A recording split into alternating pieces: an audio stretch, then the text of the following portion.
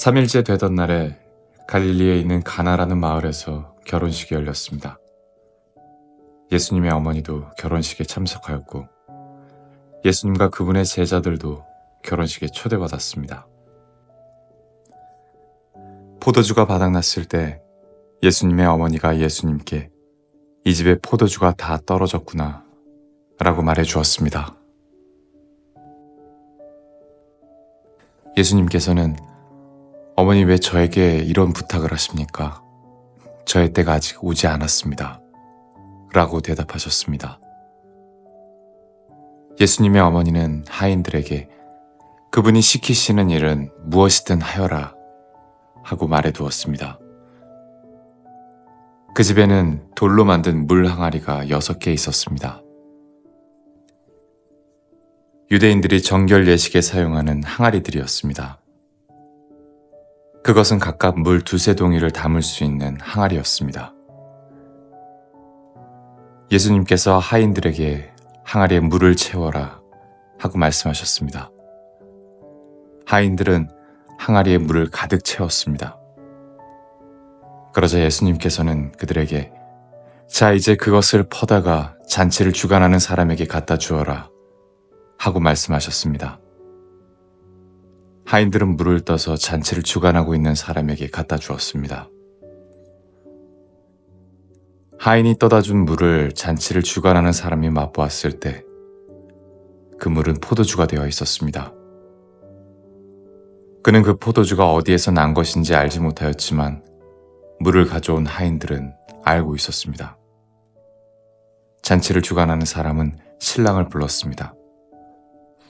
그리고 그에게 사람들은 항상 처음에 좋은 포도주를 내놓고 손님이 취한 다음에는 값싼 포도주를 내놓는 법인데 당신은 지금까지 가장 좋은 포도주를 보관하고 계셨군요. 하고 말했습니다.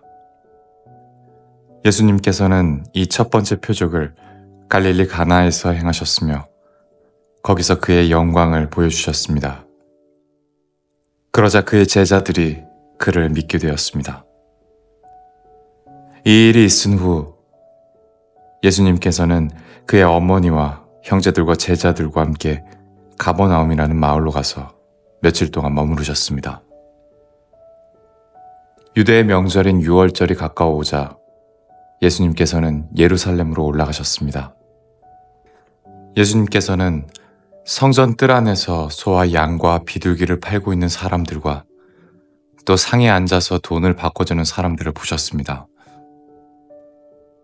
예수님께서는 끈으로 채찍을 만들어 양과 소를 비롯하여 모든 짐승을 성전 뜰에서 쫓아내셨습니다. 예수님께서는 돈 바꾸는 사람들의 상을 뒤엎으시고 그 사람들의 돈을 흩트리셨습니다. 그리고 비둘기 파는 사람들에게 명령하셨습니다.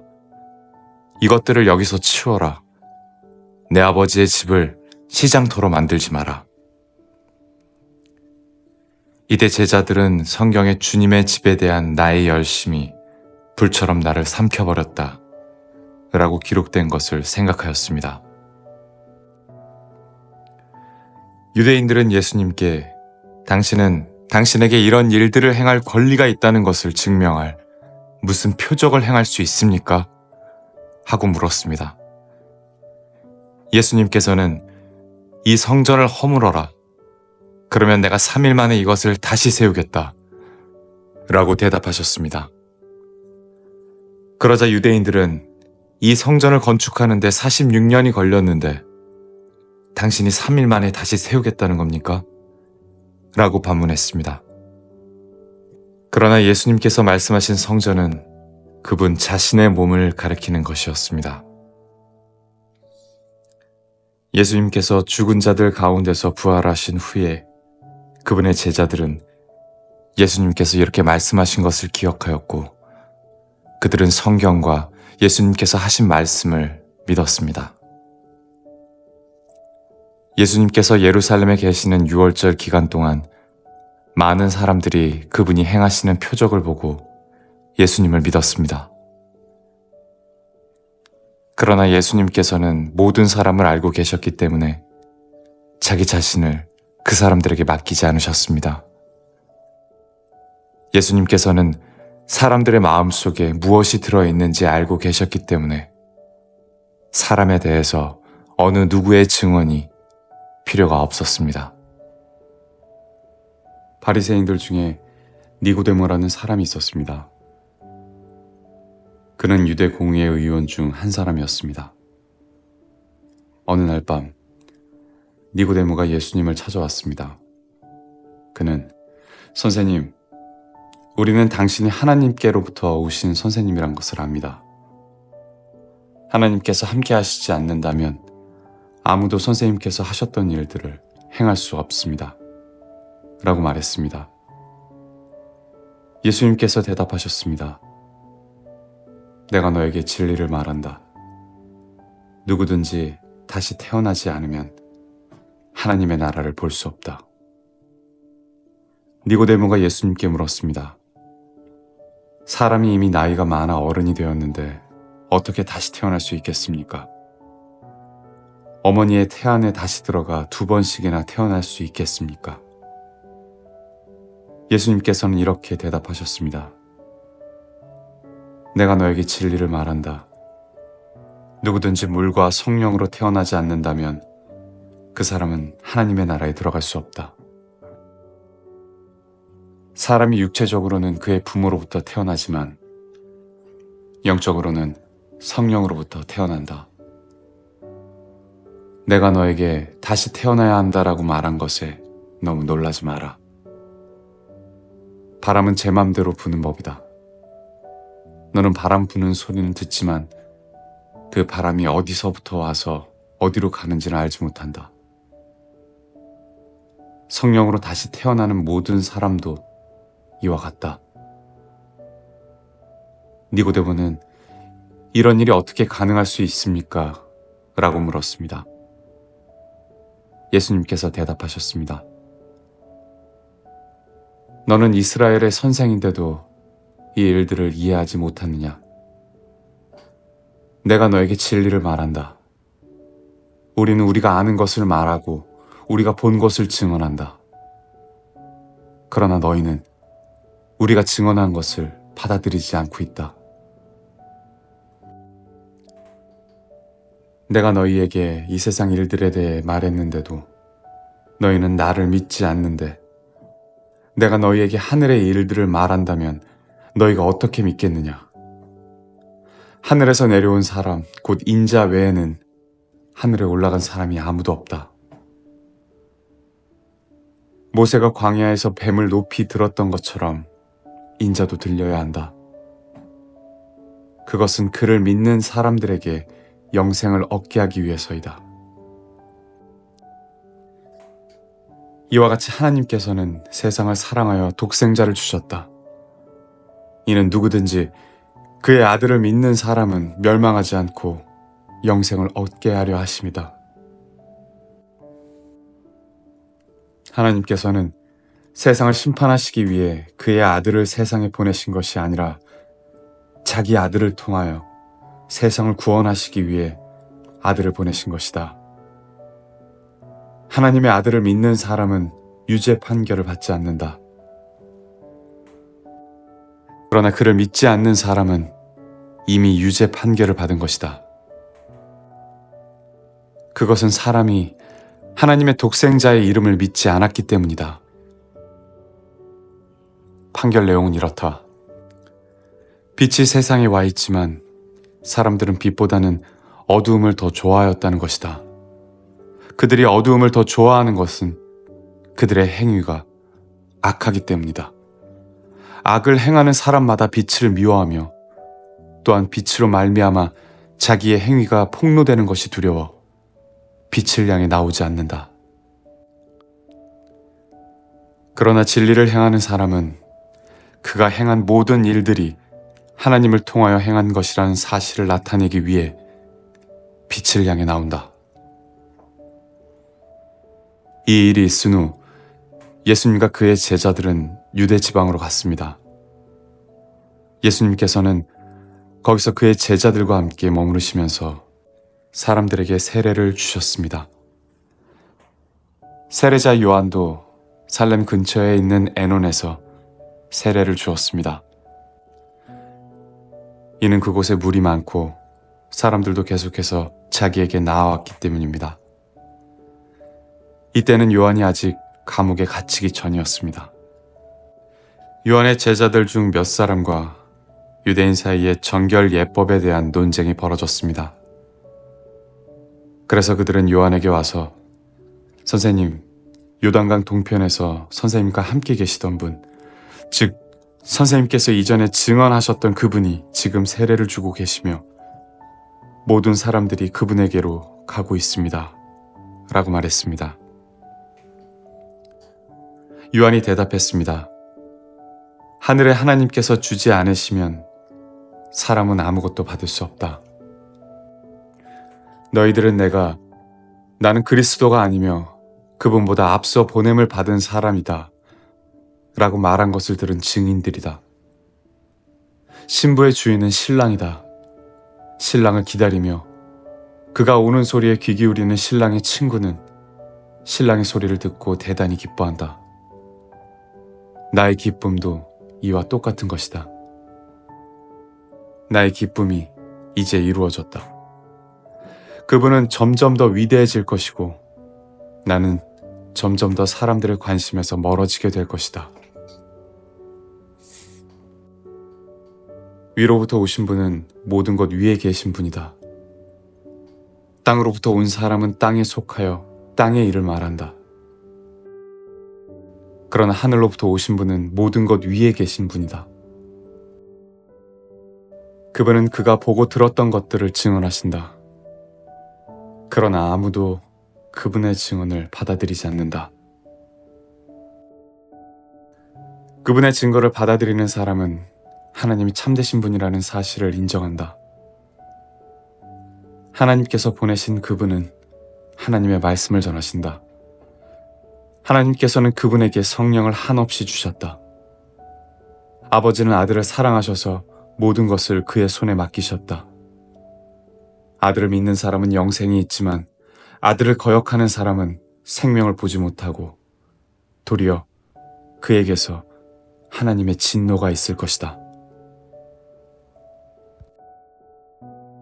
바리새인들은 예수님께서 요한보다 더 많은 사람을 제자로 삼고 세례를 준다는 소문을 들었습니다.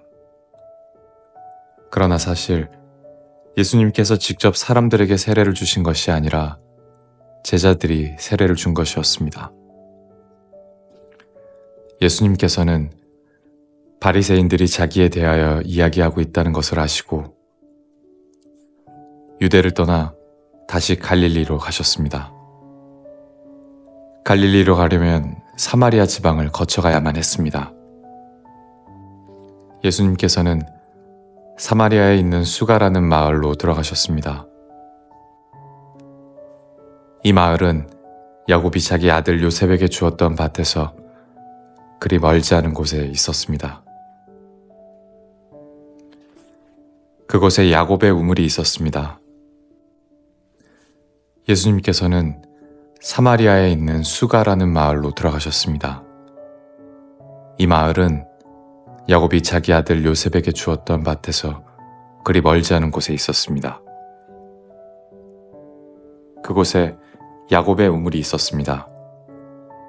예수님께서는 오랜 여행으로 피곤하여 그 우물가에 앉으셨습니다. 그때가 대략 정오쯤이었습니다. 사마리아 여자 한 사람이 물을 기르러 나왔습니다. 예수님께서는 그 여자에게 내게 마실 물 좀 주시오 라고 말씀하셨습니다. 이 일이 일어날 즈음 예수님의 제자들은 먹을 것을 사러 마을로 내려가고 그 자리에 없었습니다. 사마리아 여자는 예수님께 당신은 유대 남자고 나는 사마리아 여자인데 어떻게 나에게 마실 것을 달라고 할 수 있습니까? 라고 말했습니다. 당시 유대인들은 사마리아 사람들과 상종을 하지 않았습니다.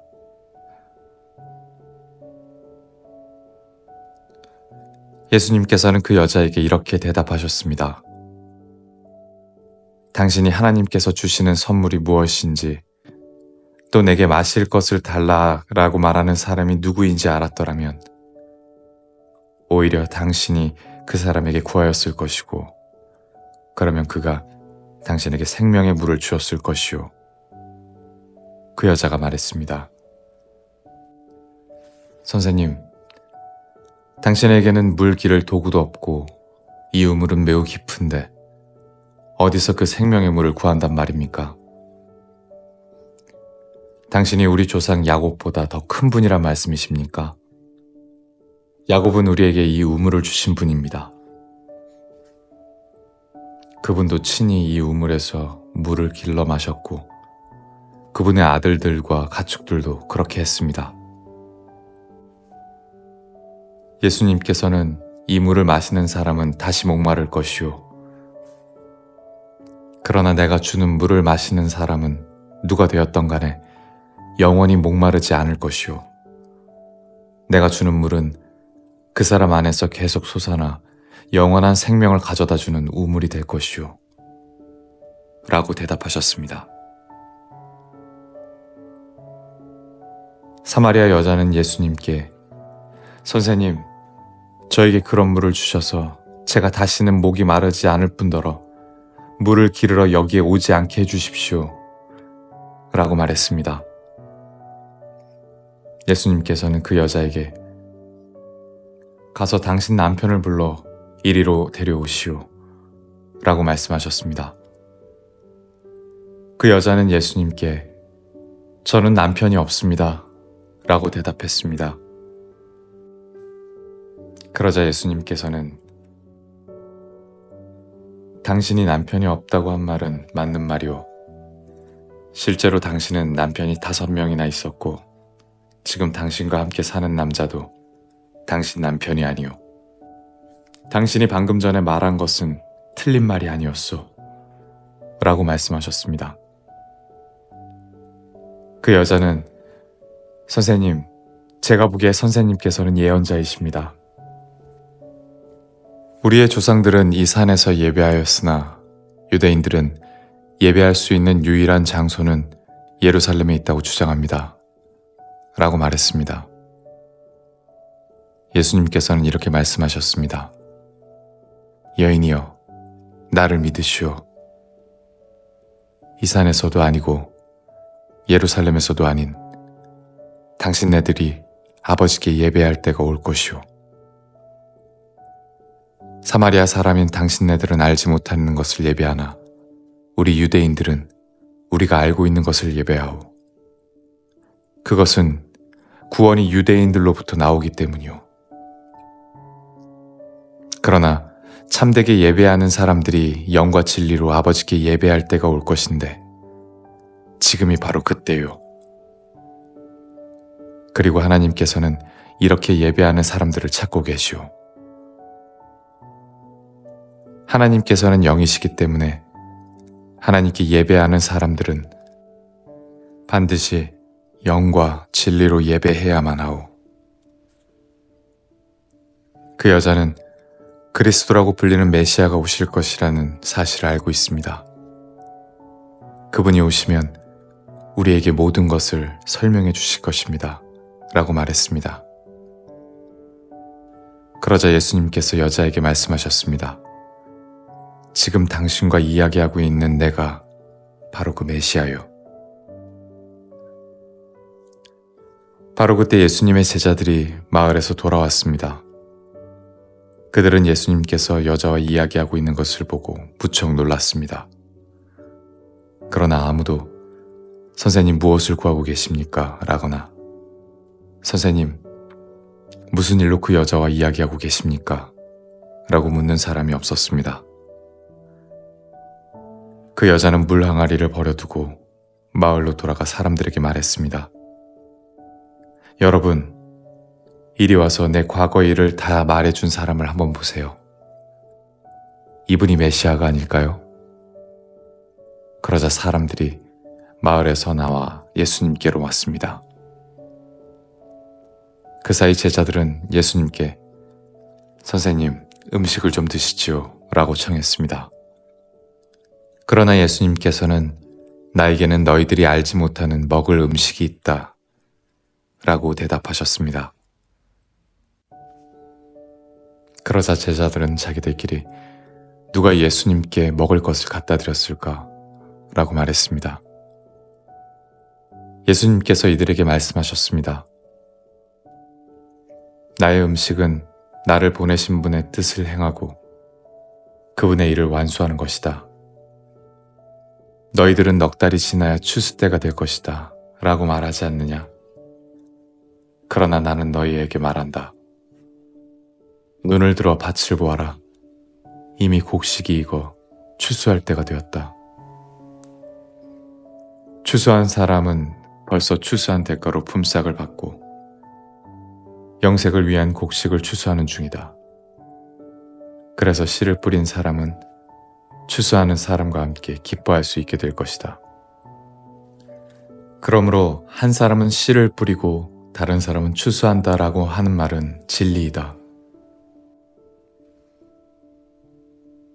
나는 너희들이 직접 수고하지 않은 것을 추수하라고 너희들을 보냈다. 다른 사람들은 수고하였고 너희들은 그들이 해놓은 수고의 결실을 얻게 되었다. 그 마을에 사는 많은 사마리아 사람들은 그 여자가 그분은 내 과거의 모든 일들을 나에게 말씀해 주셨어요 라고 말한 것 때문에 예수님을 믿었습니다. 사마리아 사람들이 예수님께 그들과 함께 지내다 가시기를 청했으므로 거기서 이틀을 머무셨습니다. 그래서 보다 많은 사람들이 예수님의 말씀을 듣고 예수님을 믿었습니다. 그들은 그 여자에게 더 이상 우리는 당신의 말 때문에 예수님을 믿는 것이 아니오. 우리가 이제는 예수님의 말씀을 직접 들었고 이분이 참으로 세상의 구세주라는 사실을 알았기 때문에 믿는 것이오. 라고 말했습니다. 이틀 후에 예수님께서는 그곳을 떠나 갈릴리로 가셨습니다. 전에 예수님께서는 예언자가 자기 고향에서는 존경을 받지 못한다고 직접 말씀하신 적이 있습니다. 예수님께서 갈릴리에 도착했을 때 그곳 사람들은 예수님을 환영했습니다. 왜냐하면 그 사람들은 유월절에 예루살렘에서 예수님께서 하신 모든 일들을 보았으며 또한 자신들도 유월절에 그곳에 있었기 때문입니다. 예수님께서는 갈릴리 가나를 또 방문하셨습니다. 이곳은 예수님께서 물로 포도주를 만드셨던 곳입니다. 이곳에는 높은 지위를 가진 왕의 신하 한 사람이 살고 있었습니다. 그 신하의 아들은 병에 걸려 가버나움에 있었습니다. 왕의 신하는 예수님께서 유대 지방에서 갈릴리로 오셨다는 소식을 듣고 예수님께 찾아가 가버나움으로 오셔서 자기 아들을 낫게 해달라고 간청하였습니다. 그 신하의 아들은 거의 죽기 직전에 있었습니다. 예수님께서 왕의 신하에게 말씀하셨습니다. 너희는 표적과 기이한 것들을 보지 않으면 전혀 믿으려 하지 않는다. 그 신하가 말했습니다. 선생님, 제 아들이 죽기 전에 가버나움으로 오십시오. 예수님께서 대답하셨습니다. 가시오. 당신 아들은 살 것이오. 그 사람은 예수님께서 자기에게 하신 말씀을 믿고 집으로 갔습니다. 그 사람은 집으로 가는 도중에 자기의 하인들을 만나 자기 아들이 살아났다는 소식을 들었습니다. 왕의 신하가 자기 아들이 낫게 된 때를 묻자 하인들은 어제 오후 1시 무렵부터 열이 떨어졌습니다. 라고 대답했습니다. 아이 아버지는 그때가 바로 예수님께서 당신 아들은 살 것이오 라고 말씀하신 그 시각과 정확히 일치한 것을 알고 자기와 그 집 모든 사람들이 예수님을 믿었습니다. 이것은 예수님께서 유대에서 갈릴리로 오신 후 행하신 두 번째 표적이었습니다.